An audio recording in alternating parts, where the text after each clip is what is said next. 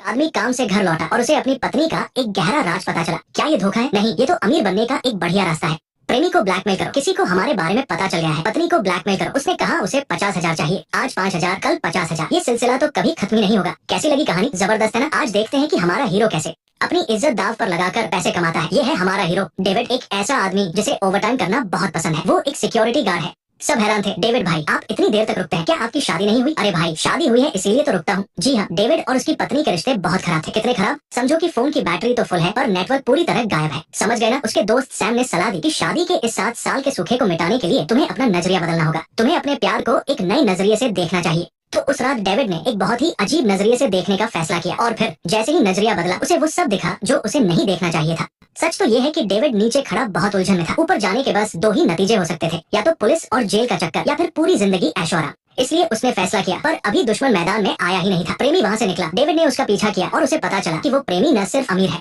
बल्कि उसने एक और औरत भी छिपा रखी है। ये है सारा, उस प्रेमी की पत्नी। वो खाना बहुत लाजवाब बनाती है, वो उसे अपने हाथों से खिलाती है। प्रेमी ने कहा, मुझे लगता है हमारा प्यार आजकल फीका पड़ रहा है। प्रेमी बोला, हमारा प्यार कभी खत्म नहीं होगा, पर मेरी मर्सिडीज का इंजन खराब हो गया है। कितने पैसे चाहिए? 2 लाख। दूसरी तरफ डेविड ने 500 रुपए देकर गार्ड से गाड़ी के मालिक की जानकारी निकालनी चाहिए, लेकिन गार्ड बहुत ही उसूलों वाला आदमी था। वो अपनी बात पर अड़ा रहा। वो टस से मस नहीं हुआ जब तक कि सौदा पक्का नहीं हो गया। उसे प्रेमी की सारी जानकारी मिल गई। अब बारी थी पत्नी का फोन चेक करने की। किसे पता था कि पत्नी रात को सोते हुए दांत किटकिटा रही होगी, लेकिन कॉल रिकॉर्ड देखते ही डेविड के होश उड़ गए। वो कोई नया प्रेमी नहीं था, वो तो उसका पुराना खिलाड़ी निकला। असल में उस प्रेमी और डेविड की पत्नी का रिश्ता शादी से पहले का था। वे दोनों बहुत करीब थे और अक्सर साथ में वक्त बिताते थे। अगले दिन बॉस ने डेविड को कई खुशखबरी दी। मैं तुम्हारा प्रमोशन कर रहा हूँ और सैलरी भी बढ़ा रहा हूँ। तुम्हें ट्रिप पर भी भेजेंगे और साल के आखिर में बोनस भी देंगे। पर कंपनी के पास अभी एक छोटी सी मुश्किल है। बॉस ने कहा, इस महीने की सैलरी नहीं मिल पाएगी। साफ था कि बॉस सिर्फ बातें बनाना जानता था। डेविड बोला, पर मेरी घर की किस्तें बहुत ज्यादा है। बॉस ने कहा, मैं तुम्हारा तनाव कम करने में मदद कर सकता हूँ। सच में? हाँ, जब भी ज्यादा तनाव हो इसे बस थोड़ा दबा देना। पर ये तो वाकई में तनाव कम कर देता है। इस वक्त डेविड बहुत अकेला महसूस कर रहा था, पर कोई तो था जो उसकी फिक्र करता था। लेकिन डेविड के पास पैसे नहीं थे और पत्नी का एक अमीर प्रेमी था। तो उसने तय किया कि वो उस प्रेमी से पैसे वसूलेगा।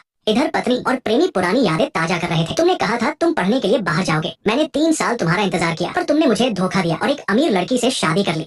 धोखा नहीं दिया, वो भी तो एक तरह की तरक्की ही थी। तभी प्रेमी को एक मैसेज मिला। मैसेज में कुछ ऐसा लिखा था, हैरान करने वाला खुलासा। एक शादीशुदा औरत का चक्कर, एक धोखेबाज आदमी की पूरी कहानी। जी हाँ, ये मैसेज डेविड ने भेजा था। उसका मकसद बहुत साफ था, पैसे वसूलना। और उसने एक बार में ही 1 लाख रुपए मांग लिए। सिर्फ 1 लाख? क्या तुम्हारे पास इतने पैसे नहीं है? तो फिर इतना उछल क्यों रहे हो? प्रेमी ने अपनी पत्नी से पैसे मांगने का फैसला किया और उस रात उसने जोखिम उठाया। डार्लिंग, पत्नी बोली, तुमने मुझे आखिरी बार डार्लिंग 5 साल पहले कहा था, जब तुम्हें मर्सिडीज चाहिए थी। क्या अब गाड़ी बदलनी है? प्रेमी ने फौरन सफाई दी, नहीं, इस बार बात अलग है। मुझे अपना बिजनेस शुरू करना है। चलो ठीक है, गाड़ी ही ले लो। उस रात प्रेमी तय की गई जगह पर पहुंचा। उसने पैसे कूड़ेदान में डाल दिए, पर वो कोई आम कूड़ादान नहीं था बल्कि डेविड का खजाना था। प्लान बिल्कुल कामयाब रहा। इस खुशी में डेविड ने सैम के साथ पार्टी की और उसे एक कहानी सुनाई। उसने कहा, मेरे एक दोस्त के साथ क्या हुआ सुनो। वो एक दिन जल्दी घर पहुंचा तो देखा उसकी पत्नी का चक्कर चल रहा है। फिर क्या हुआ? फिर क्या? उस पति ने उस प्रेमी को ब्लैकमेल करना शुरू कर दिया। तुम्हारी पत्नी? अरे भाई, मैं हंसते हंसते डेविड की आंखों में आंसू आ गए। उसी समय प्रेमी के ससुर को उसके बिजनेस का आइडिया बहुत पसंद आया। वो खुद एक बहुत कामयाब बिजनेसमैन थे। उन्होंने अपने दामाद को खुद बिजनेस सिखाने का फैसला किया। उन्होंने कहा, सारे अंडे एक ही टोकरी में नहीं रखने चाहिए, क्योंकि अगर एक भी अंडा फूटा तो बाकी सब भी खराब हो जाएंगे। पूरा घोंसला ही बर्बाद हो जाएगा और दूसरा अंडा भी फूटेगा ही। कुल मिलाकर बात यह है कि मैं चाहता हूँ कि तुम पैसे वापस करने का वादा करो, क्योंकि हम एक ही परिवार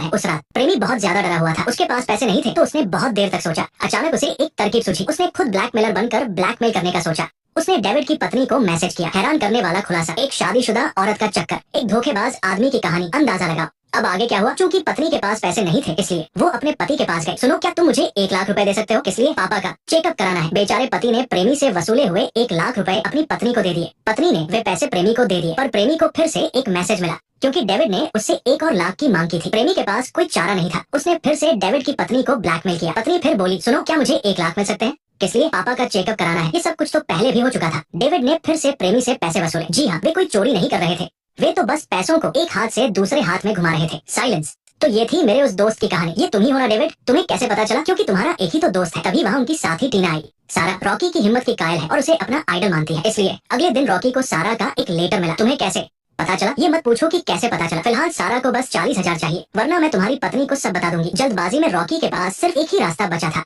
अब और बर्दाश्त नहीं होता। उसने एक प्राइवेट जासूस ढूंढने का फैसला किया। हाँ, वही मशहूर चश्मे वाला लड़का जिसका नाम आनंद है। तुम एक लड़के हो? हाँ, मैं ही हूँ। शक्ल से तो तुम काफी परेशान लगते हो, मुझे बस आनंद कहो। रोहन चाहता था कि आनंद ब्लैकमेलर का पता लगाए। पता चलने के बाद क्या, मैं बंदूक से उसका सिर उड़ा दूंगा। वो तो बिल्कुल नहीं हो पाएगा। क्यों नहीं हो पाएगा? तुम्हारे पास बंदूक नहीं है। असल में आनंद का परिवार साइड बिजनेस में बंदूकें बेचता है। ये रोज है जो रोहन को बंदूकों के बारे में बता रही है। तुम्हारी आवाज ऐसी क्यों है? बस ऐसे ही। काउंटर स्ट्राइक की सबसे खास गन ग्लॉक सिर्फ 10,000 में।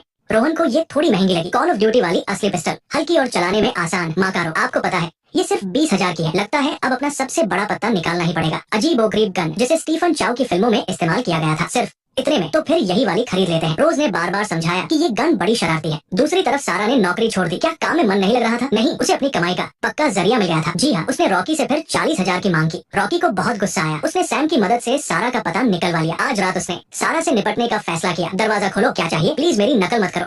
मैं तुम्हारी फैन हूँ। मुझे दुख है कि मेरी वजह से समाज पर बुरा असर पड़ा और मैंने गलत मिसाल पेश की, लेकिन फैन तो पहले ही बहुत आगे निकल चुकी थी। मुझे बस 40,000 चाहिए। अगर तुम ऐसे ही चलती रही तो मुंह के बल गिरोगी। सारा की किस्मत खराब थी और वो मर गए। शुक्र है कि घर के अंदर कोई नहीं था। सारा के माता पिता अपनी बेटी से मिलने आए। उन्हें चिंता थी कि उनकी जिद्दी बच्ची को दुनिया की मार तो नहीं झेलनी पड़ रही। घबराहट में रॉकी ने फैसला किया कि वो उनके सामने सच सच आ जाएगा। मैं दक्षिण से उत्तर तक जाना चाहता हूँ। मैं दिन से रात तक चलना चाहता हूँ। मैं चाहता हूँ कि लोग मुझे देखें पर कोई ये न जाने कि मैं कौन हूँ। शुक्र है कि सारा को चीजें जमा करने का शौक था, जिसकी वजह से रॉकी बच गया। लेकिन पुलिस इस बार बहुत फुर्तीली निकली। सारा के केस में वे तुरंत ऑफिस तक पहुंच गए। रॉकी घबरा गया। उसे उम्मीद थी कि सैम कुछ नहीं बोलेगा। आखिर कल उसने ही सारा का पता मांगा था। हम भाई है ना, सुख दुख के साथ ही। माल में भी आधा आधा। तो सैम को भी 10,000 चाहिए।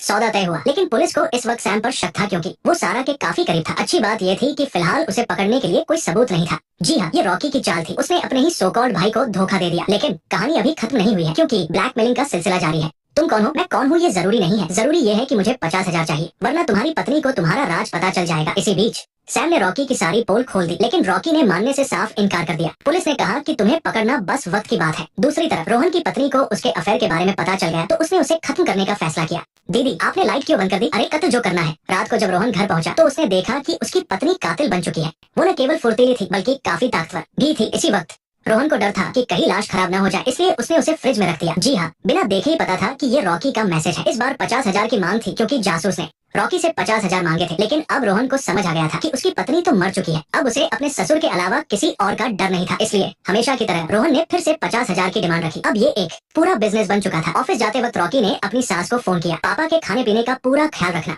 क्या पापा की हालत नाजुक नहीं है? वे तो कल घर आ रहे हैं। रॉकी ने अपनी पत्नी के झूठ को अच्छी तरह समझा और उसका पीछा करने का फैसला किया। इधर पत्नी ने अपने गहने बेचे और डील वाली जगह पर पहुंच गए। रोहन वहां पहुंचा, जिससे रॉकी को इस पूरे खेल की असलियत समझ में आई। काफी देर सोचने के बाद उसे एक आइडिया आया। उसी दोपहर रॉकी ने सैम से माफी मांगी। मुझे माफ कर दो भाई। रॉकी ने कहा कि वो सब तो बस एक दिखावा था ताकि हम पैसे ऐंठ सके। अब उसके पास एक प्लान है। मैं तुम पर एक आखिरी बार भरोसा कर रहा हूँ। रॉकी ने कहा कि याद रखना, अगले 2 दिन घर पर ही रहना और कहीं मत जाना। उसके बाद क्या? उसके बाद मैं अपना खेल शुरू करूंगा। उसी रात रोहन को जासूस का फोन आया। मुझे ब्लैकमेलर का पता चल गया है। कहाँ है? उसका पता बताओ, मैं तुम्हें एड्रेस भेज दूंगी। इसे कहते हैं दूसरों के कंधों पर रखकर बंदूक चलाना। ससुर और सास रोहन के घर पहुंचे और उनके सामने सारा सच आ गया। एक तीर से 2 निशाने। अब रॉकी का आखिरी दाव बचा था। उसने अपनी पत्नी को तोड़ मरोड़ कर पेश किया गया सच दिखाया। इसे कहते हैं असली खिलाड़ी। ये कहानी हमें सिखाती है कि सही गेम खेलने से दिमाग तेज होता है। मैं हूँ सुहांजी। मैं सुनाने का नाटक करती हूँ और आप सुनने का। आपकी तारीफ के लिए नेक्स्ट पार्ट देखने के लिए वीडियो को लाइक करो।